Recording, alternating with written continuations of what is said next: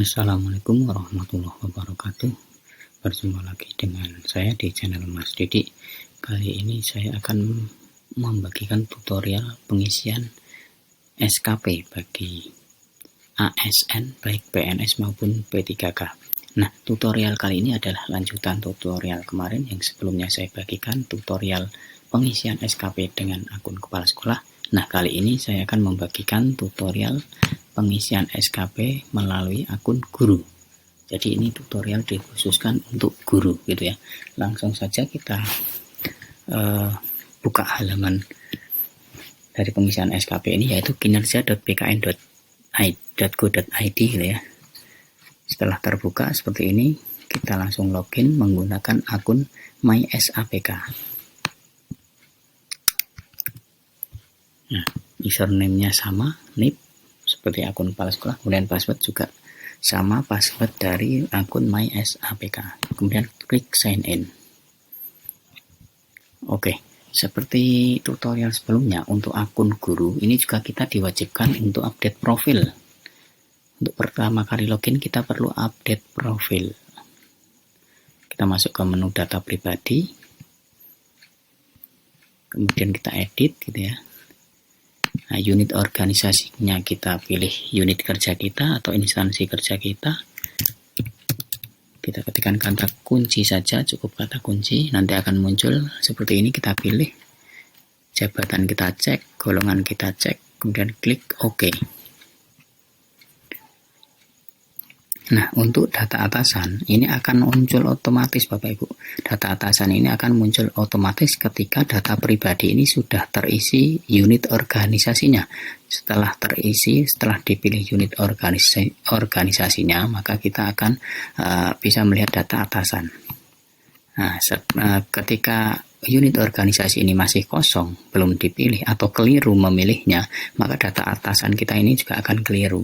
Seperti itu Bapak Ibu. Nah, untuk menu sebelahnya ini, list pegawai 1 UNOR ini adalah menu dari daftar pegawai atau ASN yang satu unit kerja dengan kita. Sama ya. Kemudian list pegawai bawahan ini, jika kita merupakan atasan maka akan muncul data bawahan di sini. Kemudian klaim pimpinan UNOR ini khusus untuk ASN yang merupakan pimpinan dari sebuah unit kerja. Jika kita bukan merupakan pimpinan, maka kita abaikan. Karena di sini kita login sebagai guru, maka di sini kita abaikan. Langsung ke pembuatan SKP Bapak Ibu. Nah, di sini sebenarnya ini harusnya kosong karena pertama kali login, maka ini harusnya kosong. Nah, di sini kemarin saya sempat membuat atau mencoba-coba itu ya, login sebagai akun guru, kemudian membuat SKP. Nah, ini akan kita mulai dari awal Bapak Ibu. Ini kita hapus saja. Oke. Nah, seharusnya tampilan pertama kali login Bapak Ibu guru, maka akan seperti ini. Nah, untuk membuat SKP sama seperti tutorial kemarin, yaitu dengan klik tambah SKP di kanan atas, tombol biru. Kemudian periodenya adalah 1 tahun, mulai 1 Januari tahun 2022. Kemudian periode akhirnya adalah 31 Desember tahun 2012. Oke, pendekatannya kuantitatif, kita pilih kuantitatif, klik OK. Nah, sama seperti tadi ya Bapak Ibu, akan muncul satu baris tabel dengan 4 kolom. Di sini ada detail SKP, matriks peran hasil, SKP bawahan, dan penilaian. Nah, untuk pembuatan SKP kita langsung menuju ke detail SKP. Kita bisa melihat data kita dan data atasan kita Bapak Ibu. Nah, jika data atasan kita ini belum benar atau data kita ini belum benar, padahal tadi kita sudah mengedit profil gitu ya, maka kita bisa klik tombol muat ulang berwarna oranye ini. Nah, ini fungsinya adalah untuk mengambil data terbaru dari profil yang sudah kita isikan tadi, yang sudah kita edit tadi. Nah, jika sudah benar, maka kita langsung ke pembuatan SKP, yaitu dengan klik tombol tambah RHK warna biru sebelah kiri ini. Tambah RHK. RHK itu adalah rencana hasil kerja.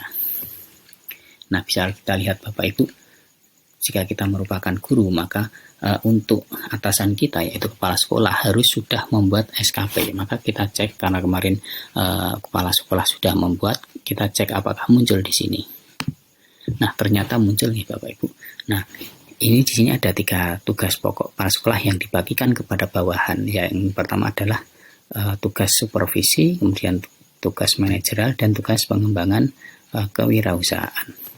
Kita pilih dulu untuk yang supervisi, kita breakdown menjadi RHK kita Bapak Ibu. Supervisi.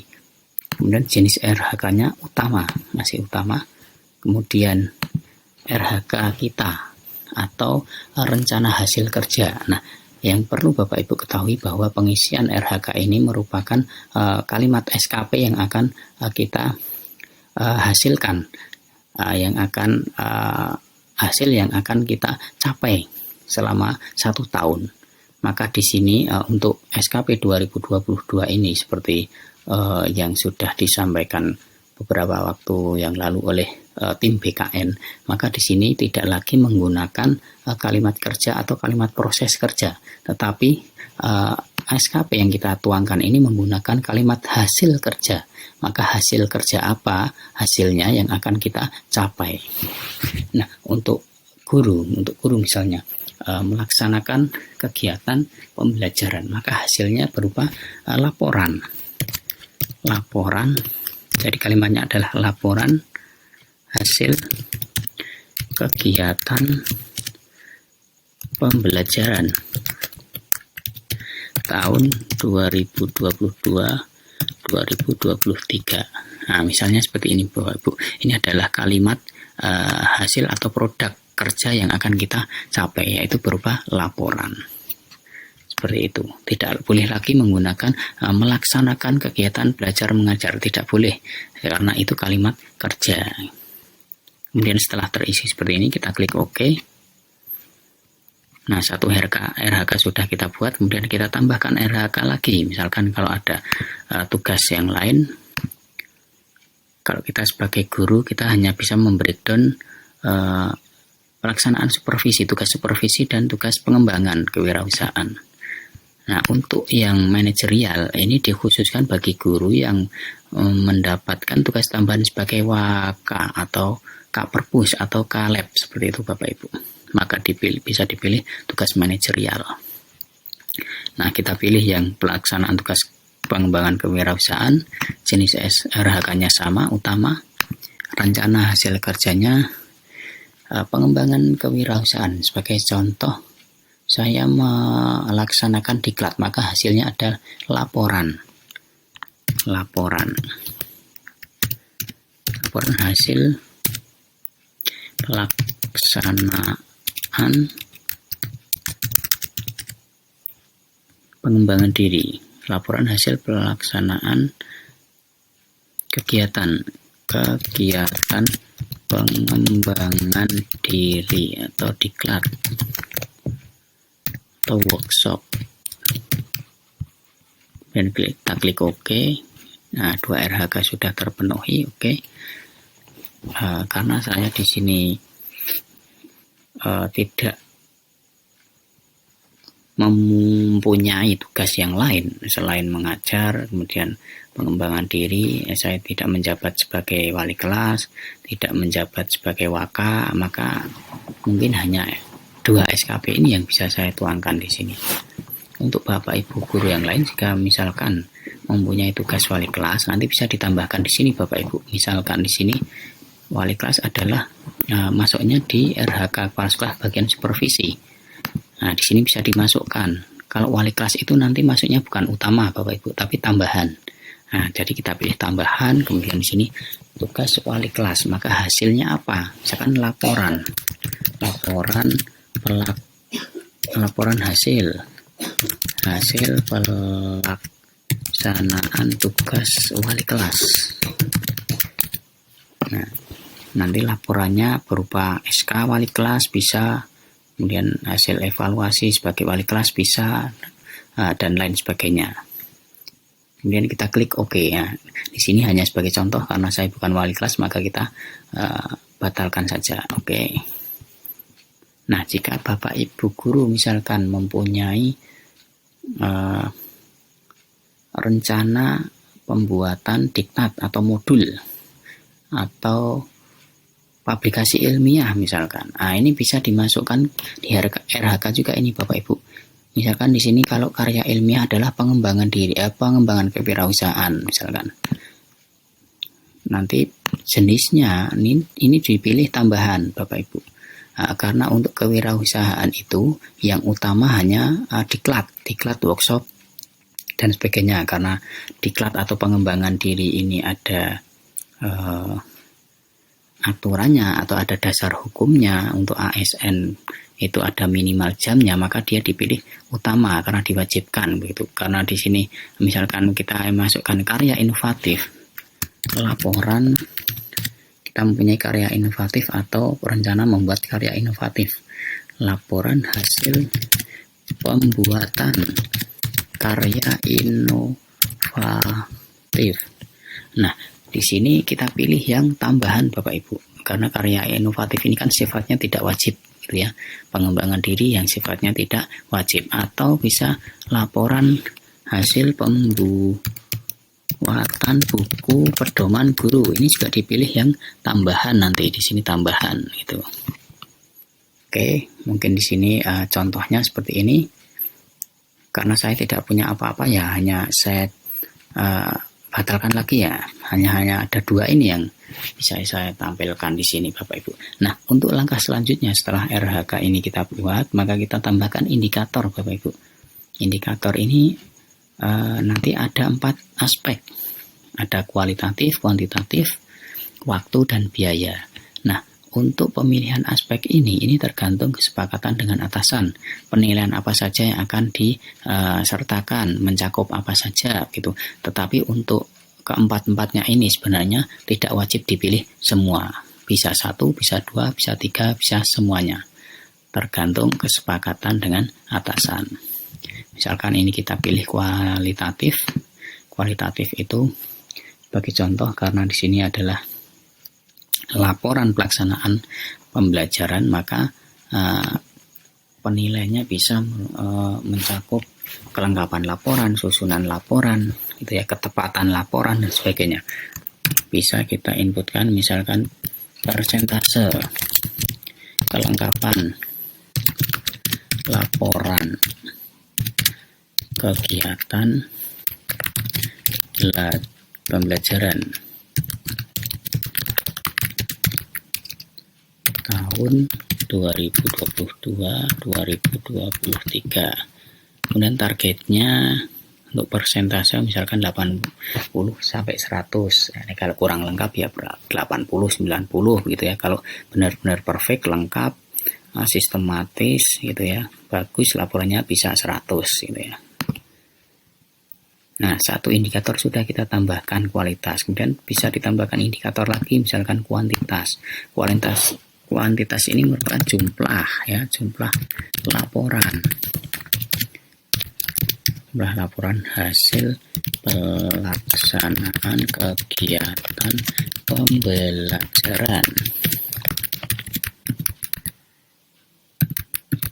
Nah, misalkan seperti ini Bapak Ibu. Laporannya 2 laporan ya, karena 1 tahun 2 laporan, laporannya per semester misalkan. Kita klik OK. Tambahkan indikator lagi, misalkan waktu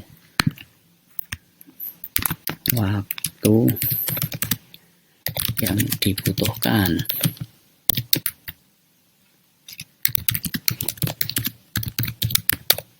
untuk membuat laporan hasil pelaksanaan kegiatan pembelajaran tahun 2022-2023. Targetnya 12 bulan misalkan, karena ini 1 tahun ya, sampai akhir tahun pembuatan laporannya.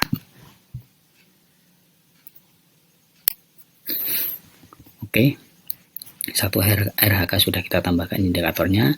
Masih ada 1 RHK lagi kita tambahkan sekaligus ya, kualitas persentase laporan hasil kegiatan diklat atau workshop, kegiatan pengembangan diri atau diklat atau workshop. Oke, targetnya 80 sampai 100. Ini kalau terpenuhi semua gitu ya. Misalkan ada 2 sertifikat, ada 2 surat tugas, itu bisa mencapai 100%. Tapi kalau hanya sertifikat saja tanpa surat tugas mungkin hanya 80-70% gitu ya. Oke, kita tambahkan indikator lagi, kuantitas. Di sini jumlah laporan, hasil kegiatan, hasil pelaksanaan pengembangan diri.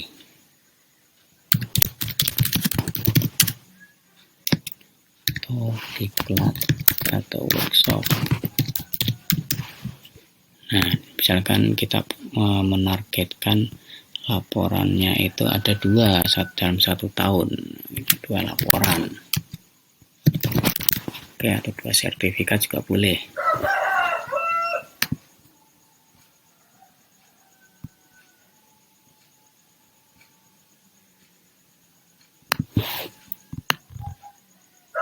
Oke, ini kita ubah saja 2 sertifikat gitu ya.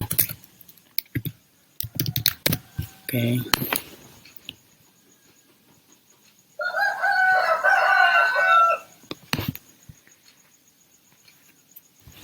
Kemudian waktu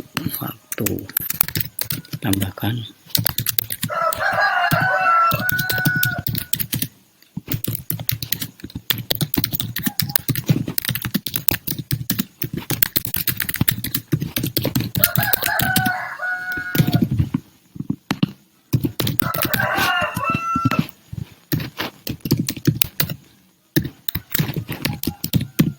nah seperti ini Bapak Ibu, waktunya 12 bulan.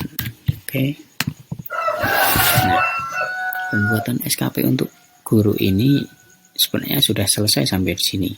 Nah, tinggal 1 langkah lagi yang perlu kita lakukan, yaitu setelah kita cek dan kita mantap dengan apa yang akan kita targetkan atau akan kita hasilkan dalam 1 tahun ke depan, maka kita tinggal klik ajukan SKP di sini Bapak Ibu. Nah, tugas pembuatan SKP ini setelah kita klik ajukan SKP, maka pembuatan SKP ini sudah selesai. Tinggal menunggu penilaian di akhir tahun. Nah, kira-kira seperti ini Bapak Ibu. Sangat mudah sekali dalam membuat SKP menggunakan aplikasi e-kinerja. Nah, mungkin cukup sampai di sini tutorial dari saya. Semoga bermanfaat dan semoga Bapak Ibu guru bisa dengan mudah segera membuat SKP melalui aplikasi e-kinerja. Untuk tutorial kali ini saya cukupkan sekian, kurang lebihnya mohon maaf. Saya akhiri, wassalamualaikum warahmatullahi wabarakatuh.